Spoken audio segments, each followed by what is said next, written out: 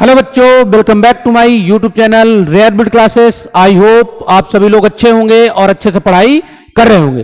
तो आज के इस लेक्चर में हम लोग पढ़ने वाले हैं न्यूक्लिक एसिड के बारे में। देखो, ये जो लेक्चर है बेटा, ये क्लास 12th के बच्चों के लिए है। ये आपका जो टॉपिक है वो है आपका, ठीक है, मॉलिक्यूलर बेसिस ऑफ इनहेरिटेंस नाम का एक चैप्टर है।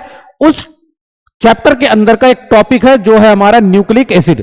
अगर आपको न्यूक्लिक एसिड समझ में आ जाएगा तो आप ये समझ पाओगे कि डीएनए क्या है, आप ये समझ पाओगे आरएनए क्या है, ठीक है।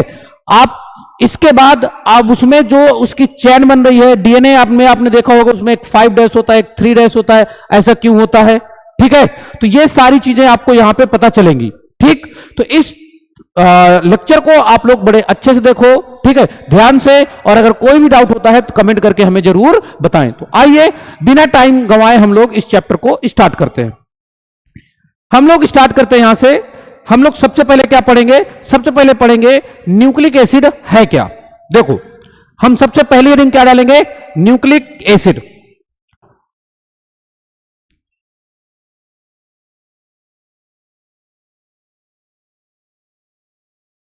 Nucleic acid. न्यूक्लिक एसिड क्या है?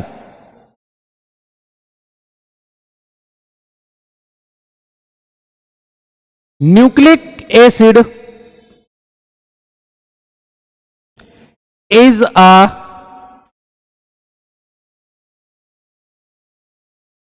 complex बायोमोलिक्यूल, कॉम्प्लेक्स बायोमोलिक्यूल, या इसी को आप लोग बोलते हो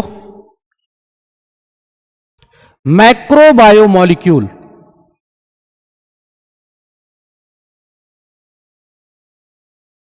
मैक्रोबायोमोलिक्यूल, ठीक। तो न्यूक्लिक एसिड क्या है? कॉम्प्लेक्स बायोमोलिक्यूल है जो किस चीज से बना है? Made of carbon,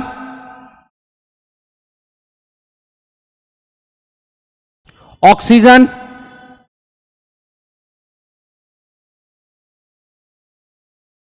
nitrogen,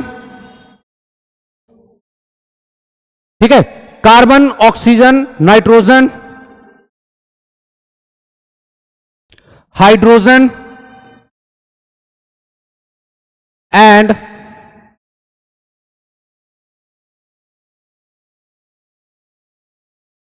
phosphorus, ठीक। तो न्यूक्लिक एसिड एक कॉम्प्लेक्स बायोमोलिक्यूल है जो कार्बन, ऑक्सीजन, हाइड्रोजन, नाइट्रोजन और फॉस्फोरस से बना होता है। इतनी बात समझ में आई? उसके बाद हम क्या करेंगे इसमें? उसके बाद हम देखेंगे न्यूक्लिक एसिड जो होता है ये क्या होगा? दे आर, ठीक है, दे आर, ठीक है, ये क्या है? They are genetic material in living organism. They are the genetic material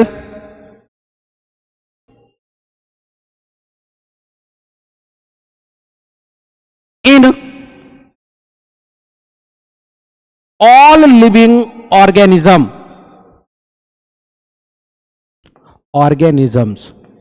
ठीक है। तो न्यूक्लिक एसिड क्या होता है? जेनेटिक मटेरियल होता है, ठीक है। अब जेनेटिक मटेरियल क्या है? जेनेटिक मटेरियल क्या है? जेनेटिक मटेरियल हम उसको बोलते हैं, जेनेटिक मटेरियल हम उसे बोलते हैं जो जिसका मेन काम होता है कि जो जेनेटिक इंफॉर्मेशन है, मतलब फादर से और मदर से जो इंफॉर्मेशन बच्चे में ट्रांसफर होती है, ऑफस्प्रिंग में ट्रांसफर होती है, वो किसके थ्रू होती है? जेनेटिक मटेरियल के थ्रू होती है, ठीक। तो जेनेटिक मटेरियल जो यहां पे है उसका मेन काम क्या है? ये रिस्पॉन्सिबल होता है, जेनेटिक मटेरियल रिस्पॉन्सिबल होता है, रिस्पॉन्सिबल किस चीज के लिए रिस्पॉन्सिबल है? फॉर स्टोरेज, ठीक है, ट्रांसमिशन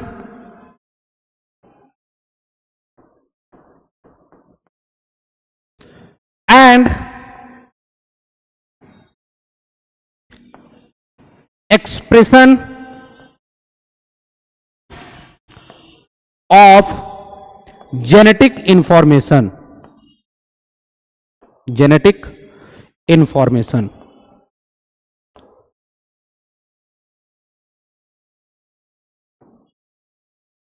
ठीक है, तो मदर और फादर से जो इंफॉर्मेशन ट्रांसफर होती है वो किसके थ्रू ट्रांसफर होती है? वो ट्रांसफर होती है न्यूक्लिक एसिड के थ्रू। और न्यूक्लिक एसिड को हम क्या कहते हैं? उसको हम कहते हैं जेनेटिक मटेरियल। अब देखो, न्यूक्लिक एसिड की अगर टाइप्स की बात करें तो हम यहां पे क्या लिखेंगे? Types of nucleic acid. Types of nucleic acid. अगर टाइप्स ऑफ न्यूक्लिक एसिड लिखें तो हमारे पास दो तरह के न्यूक्लिक एसिड हैं, दो तरह के। एक का नाम है यहां पे, क्या नाम है? एक का नाम है RNA, जिसको आप क्या बोलोगे? Ribo nucleic acid.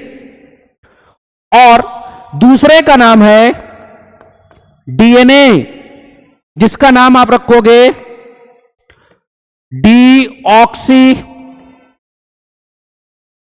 Ribo nucleic acid. तो न्यूक्लिक एसिड दो तरीके के होते हैं, RNA और DNA। देखो, RNA और DNA मेनली जो लिविंग ऑर्गेनिज्म में जेनेटिक मटेरियल होता है वो आपका DNA होता है। क्या होगा? DNA। जितने भी लिविंग ऑर्गेनिज्म है उन सब में जो जेनेटिक मटेरियल होता है वो होता है आपका न्यूक्लिक एसिड। लेकिन न्यूक्लिक एसिड दो तरीके के हैं, एक का नाम है RNA और एक का नाम है DNA। मोस्ट ऑफ दी जितने भी आपके लिविंग ऑर्गेनिज्म है उन सब में आपको जेनेटिक मटेरियल जो मिलेगा वो DNA मिलेगा। RNA भी एज ए जेनेटिक मटेरियल मिलता है, बट सम वायरसेस में मिलता है। और जिस वायरस में RNA as a genetic material मिलता है उस वायरस को आप क्या बोलते हो? रिट्रोवायरस। क्या बोलोगे? रिट्रोवायरस। बाकी जितने भी लिविंग ऑर्गेनिज्म है सब में आपको जेनेटिक मटेरियल क्या मिलेगा? DNA मिलेगा। बाकी अभी इस चैप्टर में आगे हमको पूरा DNA के बारे में पढ़ना है। DNA जेनेटिक मटेरियल है, ठीक है, उसका रिसर्च कैसे हुई ये पढ़ना है, ठीक है। RNA का क्या काम है ये पढ़ना है, ये सारी चीजें हमें पढ़ना है, ठीक। पहले हम ये जानेंगे, इसके पहले हम जानेंगे न्यूक्लिक एसिड के बारे में, RNA और DNA के बारे में। क्लियर है बात? यहां तक की बात आपको समझ में आ गई होगी, ठीक है। अब इसके बाद हम लोग आगे चलेंगे। आगे अब हम लोग पढ़ेंगे कि ये जो यहां पे RNA और DNA है ये कैसे बने हैं, किस चीज से बने हैं, इसके बारे में हम लोग जानेंगे। आओ देखो, हम फिर से हेडिंग डालेंगे न्यूक्लिक एसिड। न्यूक्लिक एसिड किस चीज से मिलके बना है? तो न्यूक्लिक एसिड बना हुआ है किस चीज से? न्यूक्लियोटाइड से। किससे बना हुआ है? न्यूक्लियोटाइड से, ठीक। तो जब बहुत सारे न्यूक्लियोटाइड एक साथ मिलते हैं तो वो एक पॉलीन्यूक्लियोटाइड चेन बनाते हैं, और वो पॉलीन्यूक्लियोटाइड चेन जो होती है उससे बनता है न्यूक्लिक एसिड। मतलब हम ये यहां पे कह सकते हैं कि न्यूक्लिक एसिड का मोनोमर कौन है, मतलब न्यूक्लिक एसिड की यूनिट क्या है, न्यूक्लिक एसिड किससे मिलकर बना है? तो न्यूक्लिक एसिड, जो न्यूक्लिक एसिड है वो किससे मिलकर बना है आपका? न्यूक्लिक एसिड आपका मिलकर बना है न्यूक्लियोटाइड से। तो न्यूक्लियोटाइड क्या हुआ? मोनोमर हुआ। तो यहां पे हम क्या लिखेंगे? न्यूक्लिक एसिड पॉलीमर हुआ, क्योंकि न्यूक्लिक एसिड किससे मिलकर बना है? न्यूक्लियोटाइड से मिलकर बना है, ठीक। तो यहां पे मैं क्या लिखूंगा? Polymer of nucleotide.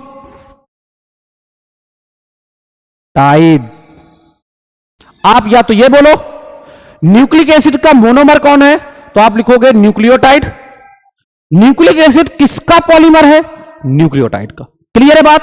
जो छोटी यूनिट होती है वो जब किसी चीज को मिल के बनाती है तो छोटी वाली यूनिट को मोनोमर कहते हैं, और उसकी जो पूरी चेन बन जाती है उसको आप क्या कहोगे, उसको आप बोलोगे पॉलीमर। तो मोनोमर छोटी यूनिट न्यूक्लियोटाइड, ठीक है, और पॉलीमर पूरी यूनिट जो बना आपका न्यूक्लिक एसिड।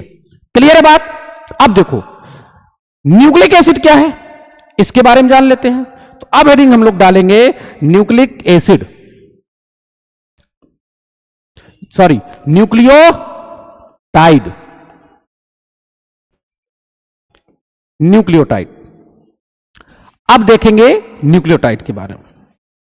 तो जो न्यूक्लियोटाइड है मेनली कंपोज ऑफ, ठीक है, ये मेनली तीन चीजों से मिलकर बना है। मेन इसके तीन कंपोनेंट है। एक तो इसमें शुगर है, एक इसमें फॉस्फेट ग्रुप है, और एक इसमें क्या मिलेगा आपको, नाइट्रोजनस बेस मिलेगा। तो आप यहां पे लिखोगे, ठीक है, न्यूक्लियोटाइड कंपोज ऑफ या made of sugar,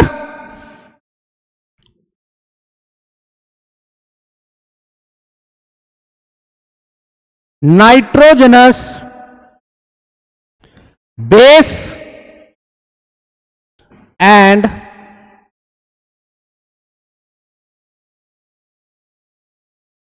phosphate group. तो न्यूक्लियोटाइड किस चीज से मिलकर बना है, शुगर से मिलकर बना है, नाइट्रोजनस बेस से मिलकर बना है, और फॉस्फेट ग्रुप से मिलकर बना। नाइट्रोजनस बेस को आप इस तरह भी लिख सकते हो, कोई दिक्कत, ठीक है। अब एक एक करके हम लोग पढ़ते हैं किसके बारे में। पहले हम शुगर पढ़ेंगे। भाई न्यूक्लियोटाइड जो है वो तीन चीजों से मिलकर बना है। मैं इसको ऐसे लिख देता हूं, देखो बीच में शुगर होती है, मैंने लिख दिया शुगर। शुगर के एक तरफ अटैच होता है यहां पे नाइट्रोजनस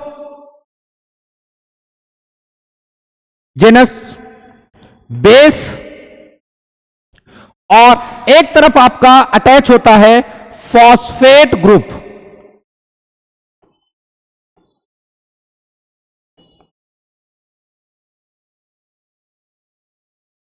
क्लियर है बात। तो न्यूक्लियोटाइड तीन चीजों से मिलकर बना है, phosphate group, sugar, nitrogenous base. अब देखो शुगर और नाइट्रोजनस बेस अगर एक साथ जुड़ते हैं तो ये दोनों जुड़ने के बाद बनाते हैं यहां पे न्यूक्लियोसाइड।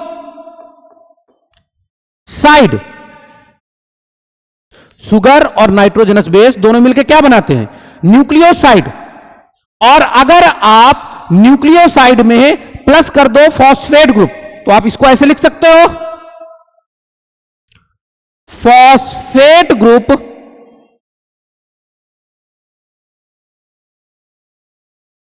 प्लस न्यूक्लियोसाइड होगा, टाइड नहीं होगा। दोनों मिलके क्या बनाएंगे, आपका यहां पे बनेगा न्यूक्लियोटाइड। समझ में आई बात कि नहीं आई। तो फॉस्फेट ग्रुप, शुगर और नाइट्रोजनस बेस जब तीनों मिलते हैं तो बनाते हैं न्यूक्लियोटाइड। लेकिन जब शुगर और नाइट्रोजनस बेस दोनों मिलते हैं तो बनाते हैं न्यूक्लियोसाइड। और न्यूक्लियोसाइड के साथ अगर हम फिर से फॉस्फेट जोड़ दें तो हमारा क्या बन जाएगा, न्यूक्लियोटाइड। क्लियर है बात, क्लियर है यहां तक। अब आगे चलते हैं। इसके बाद अब हम पढ़ेंगे शुगर के बारे में।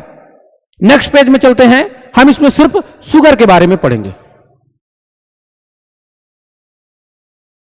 शुगर, देखो बेटा, अगर हम शुगर की बात करें तो यहां पे आपको जो शुगर मिलेगी उस शुगर का नाम है पेंटोज शुगर।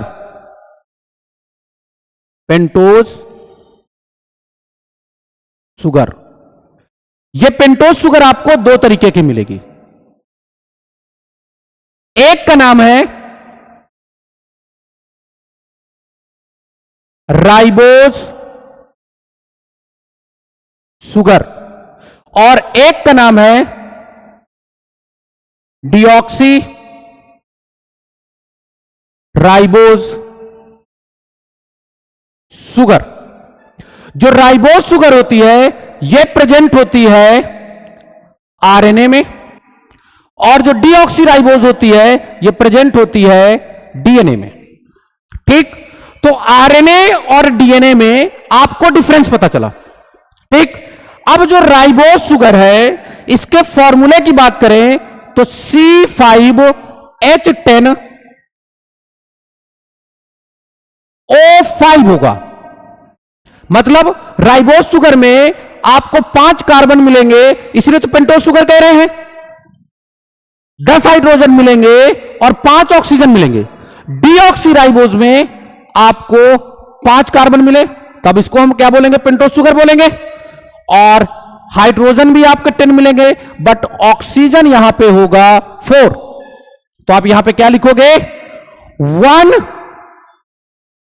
Oxygen less. किसमें लेस है? डीऑक्सी राइबोज शुगर में। क्लियर है बात? यह बात क्लियर है। अब हम यहां पे डायग्राम बनाएंगे, 2 डायग्राम बनाएंगे। एक बनाएंगे राइबोज शुगर का, एक बनाएंगे डीऑक्सी राइबोज का। ठीक, देखो यह हमारा ऑक्सीजन हो गया, ऑक्सीजन से यह जुड़ा हुआ है, यह ऑक्सीजन से जुड़ा हुआ है। इसके बाद ऐसे ऐसे और इसको हम ऐसे जोड़ देंगे। ठीक, अब देखो यहां पे यह आपका एक कार्बन है, यह आपका एक कार्बन है, यह आपका एक कार्बन है, यह आपका एक कार्बन है और एक कार्बन आपका यहां है। काउंटिंग करेंगे हम, कहां से काउंटिंग स्टार्ट करेंगे? काउंटिंग हम यहां से स्टार्ट करेंगे। तो first carbon, second carbon, third carbon, 4 carbon और यह आपका हो गया 5 कार्बन। ठीक है, अब देखो जो 5 कार्बन है वहां पे आपको मिलेगा H2 सिंगल बॉन्ड OH। बाकी जितने आपके कार्बन हैं उन सारे जगह पे आप ऐसे लाइन खींचो, ऐसे ऐसे। इधर से ये जुड़ा है कार्बन, 4 कार्बन से 5 कार्बन जुड़ा हुआ है और 5 कार्बन से आपका OH जुड़ा हुआ है। इधर आप जोड़ दो H।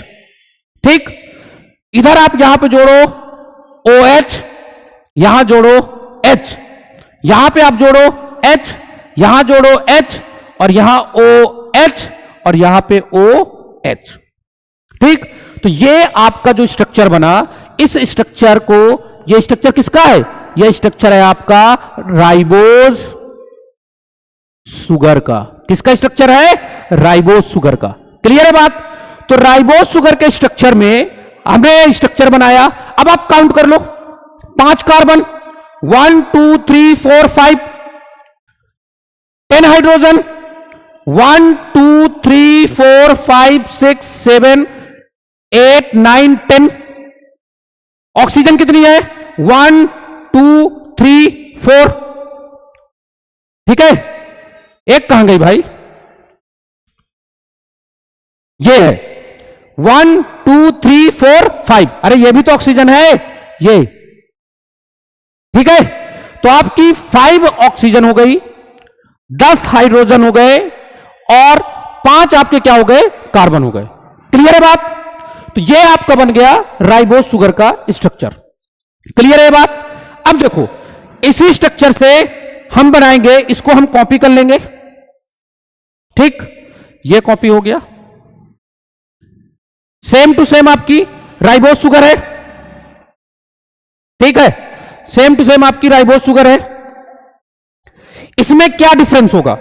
आपको एक काम करना है, सेम रहेगा, बस सेकेंड कार्बन से एक ऑक्सीजन हटा देनी है। First carbon, second carbon, second carbon से आपने एक ऑक्सीजन हटा दिया, तो अब ऑक्सीजन गिनो 1 2 3 4, हाइड्रोजन आपके 1 2 3 4 5 6 7 8 9 10, कार्बन आपके 1 2 3 4 5, तो 5 कार्बन 5 कार्बन 10 हाइड्रोजन और 4 ऑक्सीजन। ठीक है, तो ये आपका बन गया, इसका स्ट्रक्चर जो आपका हो जाएगा, इसका नाम आप क्या रखोगे, डीऑक्सी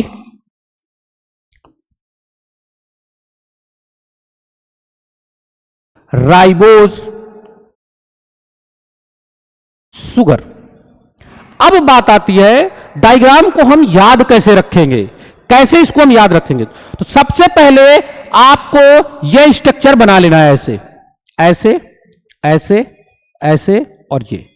इतना बनाने के बाद आपको क्या करना है, आप ऐसे ऐसे ऐसे ऐसे, ठीक। अब आपको ये कैसे पता चलेगा किधर मुझे OH लगाना है, किधर मुझे H लगाना है, किधर मुझे क्या करना है, ये सब याद रखने के लिए मैं आपको बताता हूं। ये आपको क्लियर है, काउंटिंग आप इस जगह से करेंगे, 1 2 3 4 और ये 5 हो गया।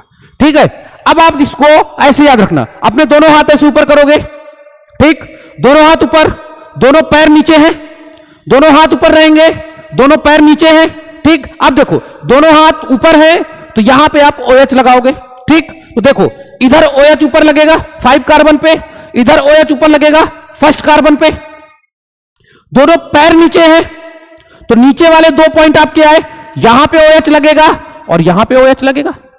तो ये आपको डायग्राम याद रहेगा, ऐसे आप इसको याद रखोगे। ये आपका 5 कार्बन हो गया और 5 कार्बन से ये OH हो गया, ठीक। दोनों हाथ ऊपर, बीच में बॉडी है, बीच में बॉडी है, नीचे पैर है, नीचे पैर हो गए, OH लग गया। बाकी जो भी जगह बची वहां लगा दो H लगा दो, ठीक। तो आपको राइबोज शुगर का स्ट्रक्चर याद रहेगा। और जब राइबोज शुगर बन गया तो फर्स्ट सेकंड से आप क्या करोगे, सेकंड से आपने ऑक्सीजन हटा दिया, तो क्या बन जाएगा, डीऑक्सी राइबोज। क्लियर है बात। तो यहां से आपका ये जो है वो आपका खत्म हुआ शुगर का। अब हम बात करेंगे इसके बाद आपका फॉस्फेट ग्रुप के बारे में। देखो अब हेडिंग डालेंगे हम लोग फॉस्फेट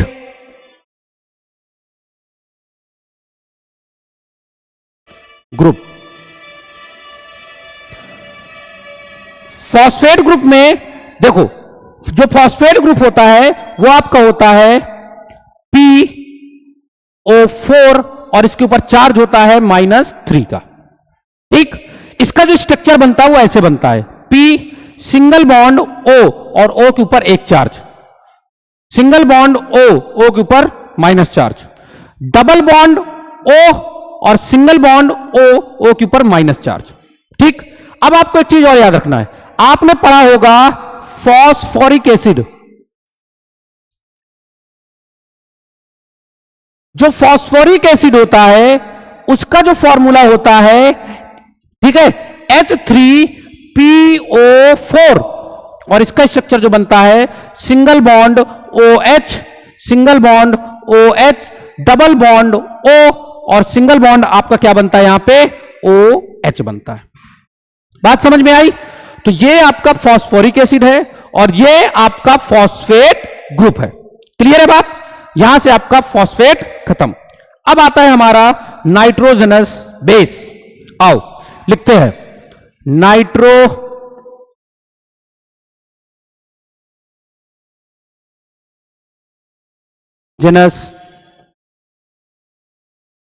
बेस। नाइट्रोजनस बेस जो होते हैं ये आपके दो तरह के होते हैं। कितने तरह के? दो। ये हो गया आपका फर्स्ट और ये आपका हो गया सेकंड। देखो फर्स्ट का नाम है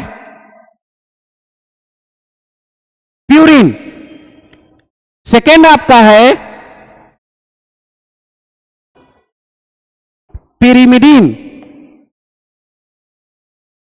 क्लियर है बात। तो नाइट्रोजनस बेस दो तरीके के हैं। एक का नाम है आपका, क्या नाम है? एक का नाम है आपका, एक का नाम है आपका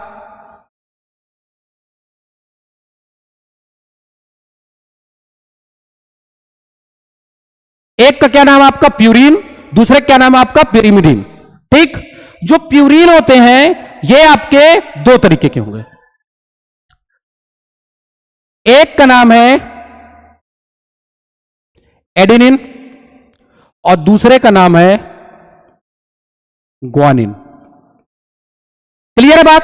तो प्यूरिन दो हुई, एक का नाम है एडेनिन, दूसरे का नाम है ग्वानिन। पिरिमिडीन आपकी तीन तरीके की होती है, एक का नाम है आपका साइटोसिन, एक का नाम है आपका यूरेसिल और एक आपका यहां पे हो गया थाइमीन। क्लियर है बात? Cytosine, uracil, thymine, cytosine, uracil, thymine. Clear है बात? तो नाइट्रोजनस बेस दो तरीके के हैं, एक का नाम है प्यूरिन, एक का नाम है पिरिमिडीन। ठीक, प्यूरिन आपकी दो तरीके की है, एक का नाम है एडेनिन और एक का नाम है ग्वानिन। पिरिमिडीन आपकी तीन तरीके की है, तीन तरीके की, एक का क्या नाम है साइटोसिन, एक का नाम है यूरेसिल और एक का नाम है थाइमिन। क्लियर है बात? तो यहां पे आपने देखा टोटल नाइट्रोजनस बेस आपके 5 टाइप के हैं। नॉर्मली आप ये पांचों के नाम याद रखोगे। अब देखो हम यहां पे दो स्ट्रक्चर बनाएंगे, एक मैं प्यूरिन का स्ट्रक्चर बनाऊंगा और एक मैं आपको बनाऊंगा पिरिमिडीन का। देखो प्यूरिन का स्ट्रक्चर, प्यूरिन में आप दो रिंग बनाओगे, एक रिंग ये बनेगी, एक रिंग ये बनेगी। क्लियर है बात? इसकी जो काउंटिंग आप स्टार्ट करोगे वो स्टार्ट करोगे यहां से 1 2 3 4 5 6 7 8 और 9। ठीक है, इसमें आपको क्या याद रखना है? आपको याद रखना है फर्स्ट कार्बन पे नाइट्रोजन लगाना है, थर्ड कार्बन पे नाइट्रोजन लगाना है, 7 कार्बन पे नाइट्रोजन लगाना है और 9 कार्बन पे नाइट्रोजन लगाना है। ठीक, उसके बाद यहां पे डबल बॉन्ड बनेगा, यहां डबल बॉन्ड बनेगा और यहां डबल बॉन्ड बनेगा और यहां भी डबल बॉन्ड बनेगा। ठीक, ये जो स्ट्रक्चर बना ये आपका स्ट्रक्चर बना प्यूरिन का। ठीक, प्यूरिन का, प्यूरिन में आप क्या देख रहे हो 9 मेंबर है,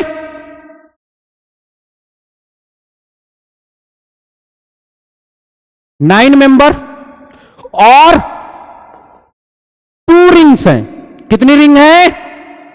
2 रिंग्स। ठीक, एक रिंग ये हो गई, एक रिंग ये हो गई। ठीक, फर्स्ट थर्ड 7 और 9 पे आपका क्या लगा हुआ है? फर्स्ट थर्ड 7 और 9 पे आपका लगा हुआ नाइट्रोजन। ठीक, उसके बाद दूसरा जो स्ट्रक्चर आपका बना वो सिंगल रिंग का बना, एक रिंग है ये। इसकी जो काउंटिंग करेंगे वो आपकी यहां से स्टार्ट होगी 1 2 3 4 5 और 6। इसके आप फर्स्ट कार्बन पे नाइट्रोजन लगाओ, थर्ड कार्बन पे नाइट्रोजन लगाओ। ठीक, और यहां डबल बॉन्ड बनाओ, यहां डबल बॉन्ड करो और यहां डबल बॉन्ड करो। यह आपका बन गया पिरिमिडीन।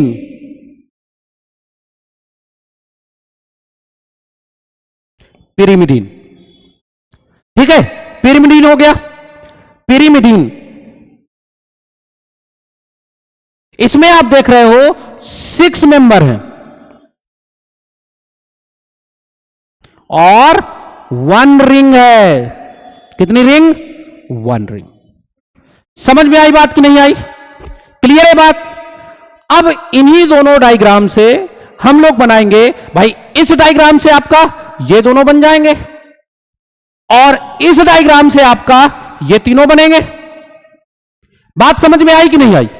ठीक, तो अब इनमें से हम बनाएंगे। चलो तो नेक्स्ट पेज में चलेंगे हम।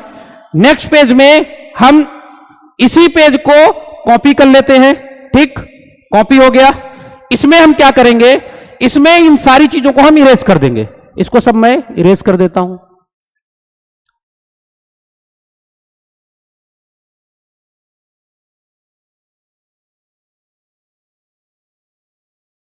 ये इरेज हो गया।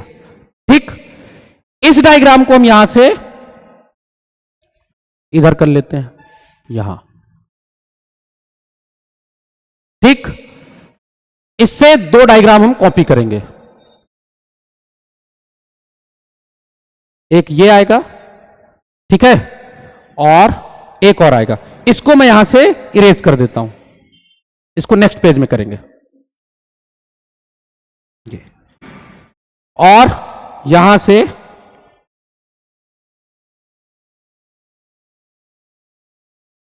ये आ गया। ठीक है, अब देखो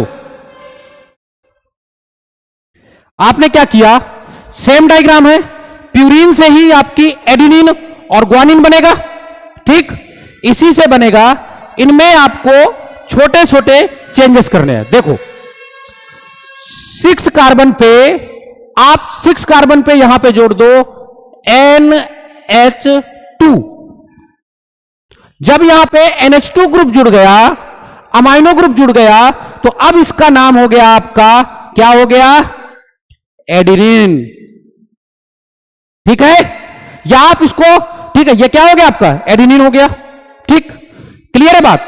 इसमें आते हैं, इसमें क्या होगा, इसमें आपको याद रखना है, इस केस में क्या होगा, देखो इस केस में आपका होगा, ठीक है, क्या होगा देखते हैं हम।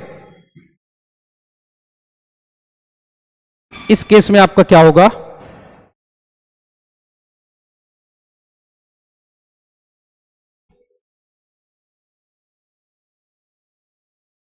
देखो सेकेंड कार्बन पे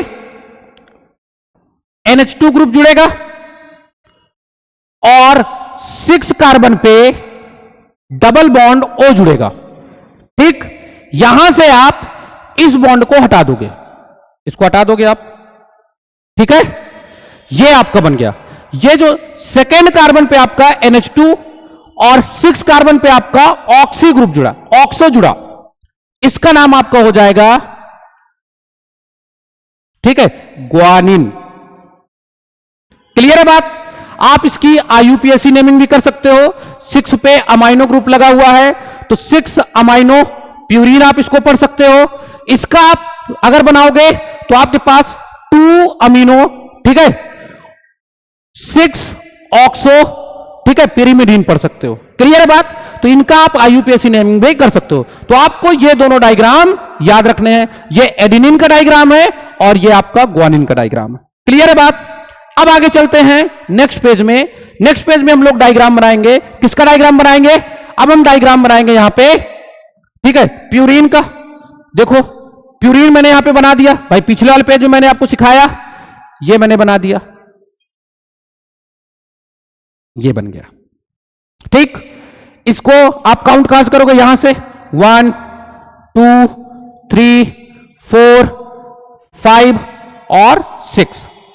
इसका यहां पे n लगेगा, यहां n लगेगा। ठीक, इसका देखो हम कर लेते हैं कॉपी। ठीक, देखो एक ये आया, एक ये आएगा। ठीक, अब ये 3 डायग्राम बनाने के बाद आप यहां पे लिखोगे कट, CUT। ठीक, सबसे पहले आप बनाओगे यहां पे क्या, ये बनाओगे, डबल बॉन्ड O लगाओ, डबल बॉन्ड O लगाओ, यहां डबल बॉन्ड बनाओ और ये आपका बन गया यूरेसिल। क्लियर है बात। अब देखो इधर से ये बनेगा, ठीक है, मेथाइलेशन करोगे आप, यहां पे आपका डबल बॉन्ड O लगा है, यहां पे आपका डबल बॉन्ड O लगा है। ठीक है, 5 कार्बन पे आप CH3 लगा दो, कोई दिक्कत।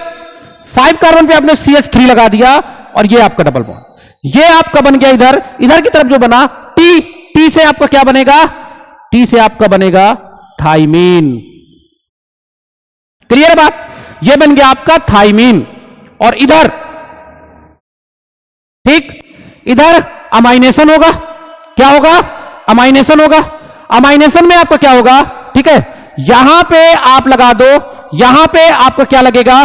4 कार्बन में आपका NH2 ग्रुप लगेगा, और सेकेंड कार्बन पे आपका क्या लगेगा? सेकेंड कार्बन पे आपका लगेगा ऑक्सो ग्रुप, और ये आपका क्या बन गया? ये आपका बन जाएगा यहां पे साइटोसिन। ठीक, अब इसका आप IUPAC नेमिंग कर सकते हो। ठीक, तो ऐसे हमें इसे याद रखना है। इधर यूरेसिल से ही आपका इधर बन गया थाइमीन, और इधर ये बन गया। क्लियर है बात? इतना आपको इसमें किसी को कोई डाउट नहीं होनी चाहिए। ठीक है, अब आगे हम लोग चलते हैं। तो यहां तक हमने किसका पढ़ा? नाइट्रोजनस बेस का स्ट्रक्चर पढ़ा, हमने शुगर का स्ट्रक्चर पढ़ा, हमने फास्फोरस का स्ट्रक्चर पढ़ा, सिर्फ हमने स्ट्रक्चर देखे यहां पे। अब इसके बाद हम लोग एक एक करके इनके बारे में आगे लिखेंगे। ठीक, देखो, तो हमें यह बात याद है, कौन सी बात याद है? कि सर जो हमारा न्यूक्लियोटाइड होता है, न्यूक्लियोटाइड इक्वल हमारा होता है nucleoside plus phosphate group, phosphate group. और न्यूक्लियोसाइड को हम लिख सकते हैं यहां पे क्या? न्यूक्लियोसाइड को हम लिख सकते हैं शुगर। अब कौन सी शुगर होगी यहां पे? अगर डीएनए की बात करेंगे तो आपका क्या होगा? अगर डीएनए की बात करेंगे तो डीएनए में हमारा डीऑक्सीराइबोस शुगर आएगी। आरएनए की बात करेंगे तो राइबोस शुगर आएगी, मैंने शुगर लिखा। प्लस आपका क्या आता है यहां पे? Nitrogen base. अब नाइट्रोजन बेस में क्या क्या हो सकता है? या तो आपका एडिनिन होगा, या तो आपका ग्वानिन होगा, या तो आपका साइटोसिन होगा, या फिर आपको यहां पे क्या मिलेगा? थाइमिन,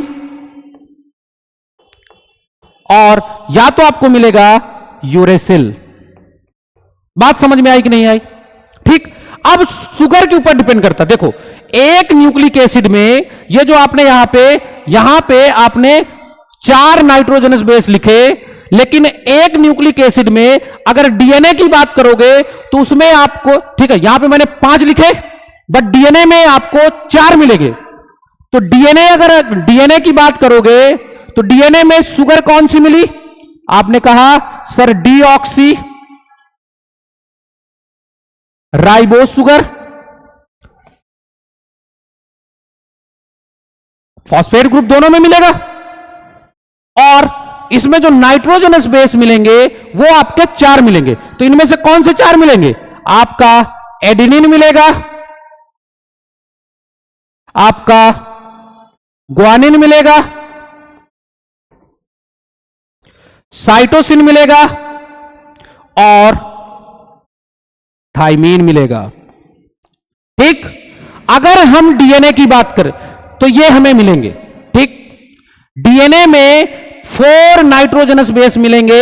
एक का नाम है एडेनिन, जिसको हम ए से रिप्रेजेंट करेंगे, एक का नाम है ग्वानिन, जिसको आप जी से डिनोट करोगे, एक का नाम है यहां पे साइटोसिन, जिसको सी से डिनोट करोगे, और एक का नाम है थाइमिन, जिसको आप किससे डिनोट करोगे? टी से। जो एडेनिन होता है वो हमेशा किसके साथ जुड़ता है? टी के साथ जुड़ता है, और यहां पे आपके 2 हाइड्रोजन बॉन्ड बनते हैं, 2 हाइड्रोजन बॉन्ड। जो आपका सी होता है हमेशा 3 हाइड्रोजन बॉन्ड से जी से जुड़ता है, 3 हाइड्रोजन बॉन्ड। क्लियर है बात? क्लियर है? ठीक, तो डीएनए में 4 तरह के आपके यहां पे क्या मिलेंगे? 4 आपको क्या मिलेंगे? नाइट्रोजनस बेस मिलेंगे, जिसमें एडेनिन, ग्वानिन, साइटोसिन और थाइमिन मिलेगा। ठीक, जो एडेनिन है वो थाइमिन से जुड़ता है और 2 हाइड्रोजन बॉन्ड बनाता है। जो साइटोसिन है वो आपका ग्वानिन से जुड़ता है और ये 3 हाइड्रोजन बॉन्ड से जुड़ता है। ठीक इसी तरह अगर हम बात करें तो ये तो हमारी डीएनए की बात हो गई। अगर हम आरएनए की बात करें, किसकी बात करें? आरएनए की। ठीक, आरएनए, आरएनए। तो आरएनए में आपको क्या मिलेगा? एडेनिन मिलेगा, आपको ग्वानिन मिलेगा, आपको साइटोसिन मिलेगा, आपको यहां पे थाइमिन नहीं मिलेगा, मिलेगा यूरेसिल। समझ में आई बात? यूरेसिल मिलेगा। यहां पे भी वही केस होगा। अब ए के साथ 2 हाइड्रोजन बॉन्ड के साथ यू जुड़ेगा, और क्योंकि हम इसको ए से डिनोट करते हैं, इसको हम जी से डिनोट करते हैं, इसे हम सी से डिनोट करते हैं, यूरेसिल को यू से डिनोट करेंगे, और सी जो होगा 3 हाइड्रोजन बॉन्ड के साथ जी से जुड़ेगा। ठीक, ये आपका हो गया। तो आपको डीएनए और आरएनए में 2 डिफरेंस पता चले। पहला डिफरेंस क्या है? सर आरएनए में राइबोज शुगर होती है और डीएनए में डीऑक्सीराइबोज होती है। सर आरएनए में यूरेसिल होता है, इसमें थाइमिन नहीं होता। डीएनए में थाइमिन होता, यूरेसिल नहीं होता। क्लियर है बात? तो ये आपका बन गया। अब हम लोग एक एक करके इनके न्यूक्लियोसाइड बनाएंगे, फिर न्यूक्लियोटाइड बनाएंगे, और फिर आज के लिए इतना ही हमारी क्लास रहेगी। फिर नेक्स्ट क्लास में हम आगे डिस्कस करेंगे वहां पे जो आपका डाइसल्फाइड बॉन्ड कहां बनता है। ठीक है, डाइसल्फाइड एस्टर बॉन्ड की बात कर रहे हैं हम लोग यहां पे। ठीक है, ठीक है, सल्फेट एस्टर बॉन्ड की बात है। ठीक, सल्फाइड नहीं। यहां पे एन ग्लाइकोसिडिक बॉन्ड कहां बनेगा, इन सब के बारे में हम डिस्कस करेंगे। ठीक है, और फॉस्फोएस्टर बॉन्ड कहां बनेगा, इन सब के बारे में हम लोग पढ़ेंगे। तो ये चीज आपकी हो गई। अब आओ हम लोग यहां पे सबसे पहले लिखते हैं आरएनए के लिए न्यूक्लियोटाइड, और फिर लिखेंगे डीएनए के लिए न्यूक्लियोटाइड। देखो आरएनए के लिए न्यूक्लियोटाइड, आप यहां पे नाम लिखोगे, हेडिंग क्या डालोगे? भाई न्यूक्लियोटाइड बनाना है, आप यहां पे हेडिंग डालो राइबो। क्या हेडिंग डालोगे आप यहां पे हेडिंग डालोगे राइबो न्यूक्लियोटाइड। क्या हेडिंग डाला आपने? Ribo nucleotide. आप नॉर्मली न्यूक्लियोटाइड भी डाल सकते हैं हेडिंग, कोई दिक्कत? राइबोस आपको पता चलेगा कि हम राइबोस शुगर के लिए बात कर रहे हैं। देखो यहां पे मैं लिखूंगा शुगर, यहां लिखूंगा मैं नाइट्रोजनस बेस, और यहां लिखूंगा मैं न्यूक्लियोसाइड, फिर इसमें प्लस करूंगा मैं फॉस्फेट ग्रुप,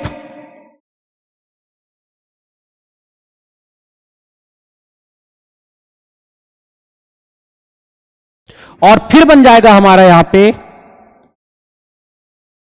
न्यूक्लियोटाइड। ठीक, आओ इसको हम लोग देखते हैं। यहां पे मैं एक लाइन खींच देता हूं। ये देखो, सबसे पहले मैंने यहां पे शुगर की बात कर रहे हैं। कौन सी शुगर होगी भाई? हम लोग किसके लिए लिख रहे हैं? यहां पे आरएनए के लिए लिख रहे हैं। तो आरएनए के लिए आपकी राइबोज शुगर होगी, राइबोज शुगर। हमारे पास यहां पे टोटल जो नाइट्रोजनस बेस होते हैं वो 5 होते हैं।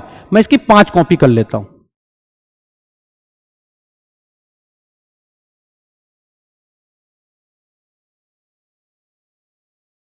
ये हो गया। ठीक, इसके साथ मुझे नाइट्रोजनस बेस जोड़ना है, तो एक के साथ आपका जुड़ेगा एडेनिन, दूसरे के साथ आपका जुड़ेगा ग्वानिन, तीसरे के साथ आपका जुड़ेगा साइटोसिन, चौथे के साथ आपका जुड़ेगा यहां पे यूरेसिल, और पांचवें के साथ क्या जुड़ेगा? थाइमिन। कोई दिक्कत? देखो इन दोनों के मिलने से आपका क्या बनता है? दोनों के मिलने से आपका बनता है न्यूक्लियोसाइड। नाम लिखो न्यूक्लियोसाइड का। तो यहां पे आप लिखोगे एडिनोसिन।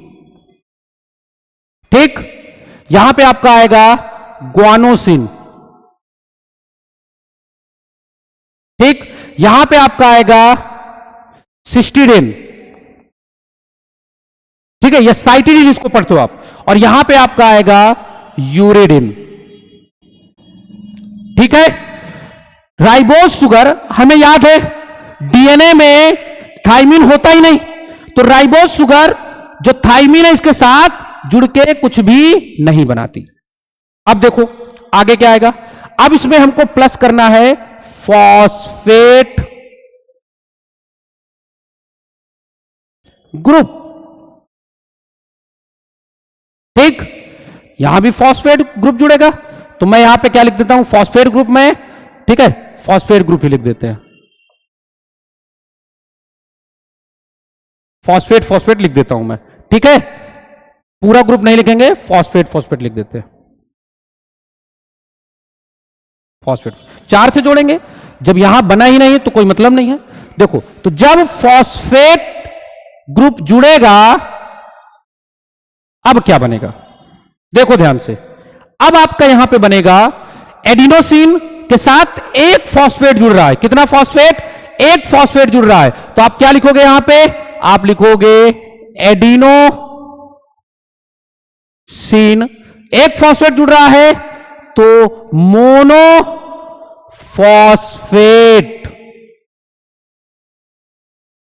कोई दिक्कत, यहां पे आपका क्या आएगा, ग्वानोसिन मोनो फॉस्फेट। यहां आपका आएगा, ठीक है, साइटिडिन मोनो फॉस्फेट। और यहां आपका आएगा यूरिडिन मोनो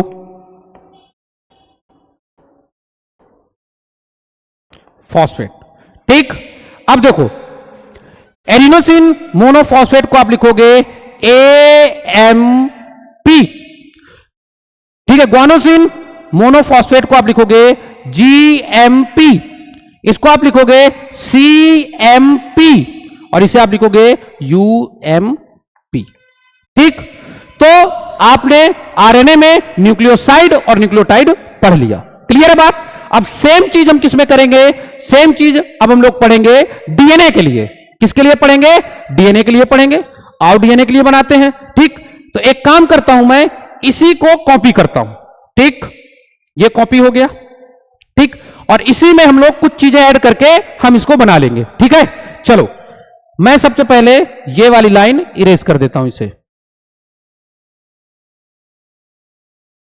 ये ठीक, देखो आप हेडिंग यहां पे क्या डालोगे, हेडिंग आपकी यहां से क्या बन जाएगी, देखो हेडिंग आपकी यहां पे बन जाएगी डीऑक्सी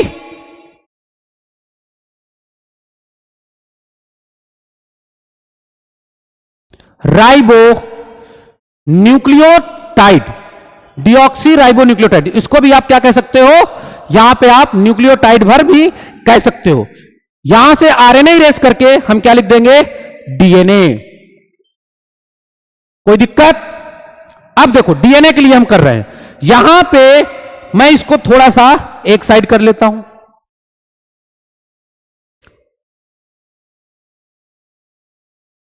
देखो ये है, इन सब के आगे मैं क्या लगाऊंगा, यहां पे डीऑक्सी डीऑक्सी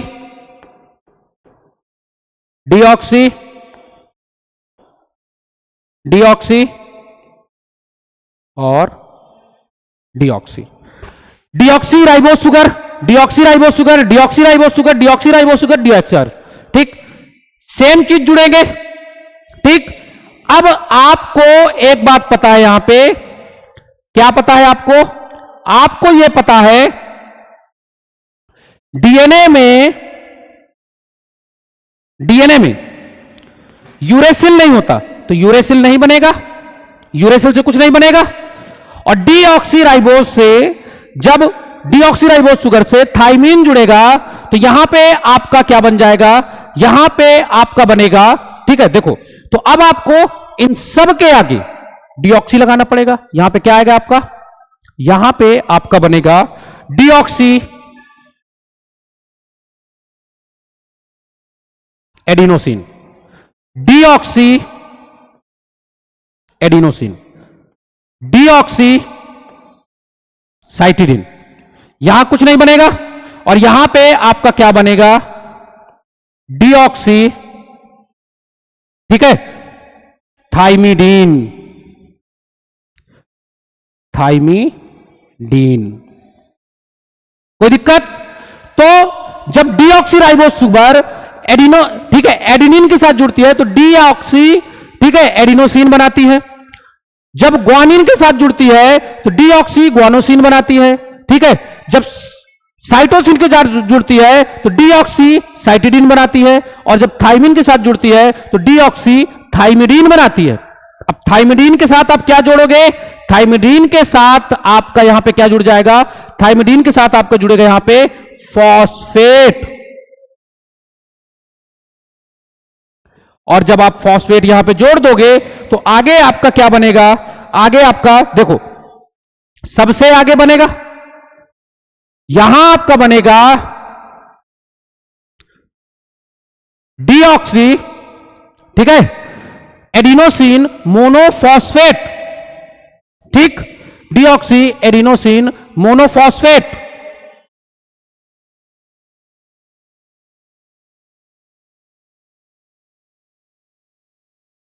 ठीक है, डीऑक्सी एडिनोसिन मोनोफॉस्फेट। और इसको आप इसके आगे क्या लगाओगे, डी, DAMP। यहां पे आपका क्या बन जाएगा, यहां पे ये आपका बनेगा डीऑक्सी ग्वानोसिन मोनोफॉस्फेट और यहां पे आपका डी लग जाएगा। यहां पे आपका क्या बनेगा, डीऑक्सी साइटिडीन मोनोफॉस्फेट और यहां पे आप डी लगा दोगे, ये आपका बन गया। और यहां आपका बनेगा डीऑक्सी थाइमिडीन मोनोफॉस्फेट।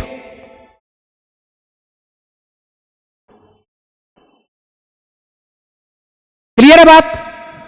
तो ये आपकी शुगर हो गई, ये आपका नाइट्रोजन बेस हो गया, ये आपका न्यूक्लियोसाइड हो गया, ये आपका फॉस्फेट ग्रुप हो गया और ये आपका बन गया न्यूक्लियोटाइड। क्लियर है बात?